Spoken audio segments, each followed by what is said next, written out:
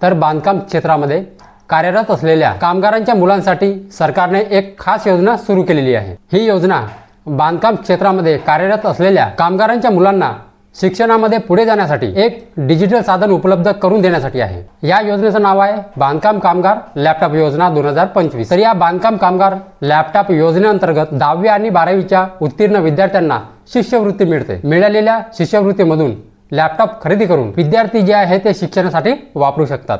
तर ही जी शिष्यवृत्ती आहे त्याची किंमत आहे सुमारे 40,000 रुपये ही शिष्यवृत्ती मिळते। तर मग चला तर जाणून घेऊया या योजनेबद्दल सविस्तर माहिती। आपल्याला अर्ज कुठे मिळेल, अर्ज कुठे करायचा आहे, कोणते मुलं या योजनेमध्ये पात्र आहेत, उत्पन्न किती लागणार आहे, तर ही सगळी माहिती आपण आजच्या व्हिडिओमध्ये जाणून घेणार आहोत। तर मंडळी व्हिडिओ शेवटपर्यंत नक्की बघा।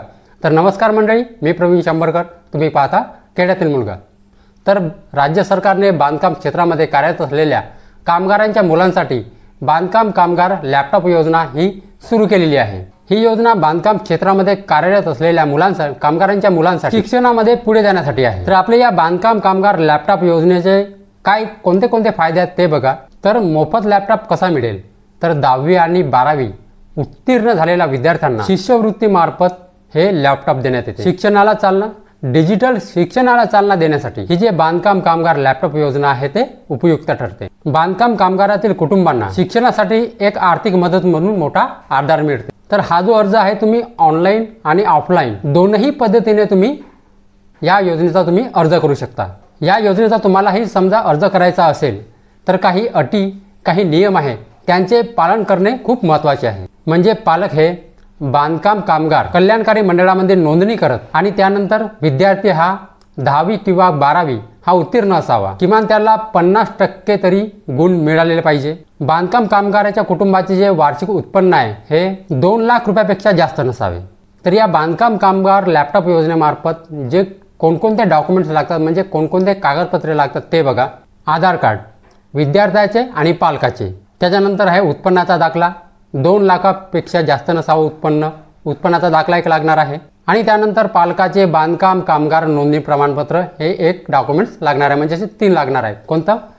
एक आधार कार्ड मुलाचे आणि वडिलांचे, दुसरा आहे उत्पन्नाचा दाखला आणि तिसरा आहे बांधकाम कामगार नोंदणीपत्र पालकाचे। हे 3 डॉक्युमेंट्स तुम्हाला लागणार आहेत।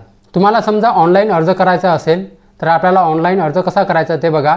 तुम्हाला सर्वात आधी CSC सेंटरमध्ये जायचं आहे, कारण तुम्हाला मोबाईलवरून तुम्हाला ऑनलाईन अर्ज समजा करता आलं तरी पण आपल्या हातून काही भूल होते, काही गलती होते।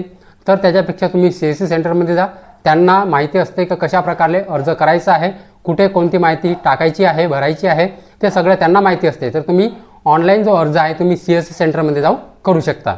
आणि त्याच्यानंतर जो ऑफलाईन अर्ज आहे तुम्ही पंचायत समिती, म्हणजे तुमच्या तहसीलमध्ये जे तहसील आहे त्याच्यामध्ये पंचायत समिती असते, तर त्या पंचायत समितीमध्ये हा बांधकाम कामगार लॅपटॉप योजनेचा अर्ज तुम्हाला तिथे मिळणार आहे। कुठं? पंचायत समितीमध्ये। बांधकाम कामगार लॅपटॉप योजना ही बांधकाम क्षेत्रामध्ये कार्यरत असलेल्या कामगारांच्या मुलांसाठी एक महत्त्वाची योजना आहे। शिक्षणामध्ये डिजिटल साधनाचा वापर वाढावा आणि आर्थिक अडचणीमुळे कोणताही विद्यार्थी मागे राहू नये या हेतूने सरकारने बांधकाम कामगारांच्या मुलांसाठी ही योजना सुरू केलेली आहे। या योजनेसाठी जो मुलगा आहे तो 10वी आणि 12वी उत्तीर्ण असणे आवश्यक आहे। ज्या मुलाचं 50% पेक्षा जास्त गुण आहे त्या मुलाला या बांधकाम कामगार लॅपटॉप योजनेअंतर्गत जे आहे लॅपटॉप शिष्यवृत्तीमार्फत ते जे लॅपटॉप आहे ते दिलं जाते।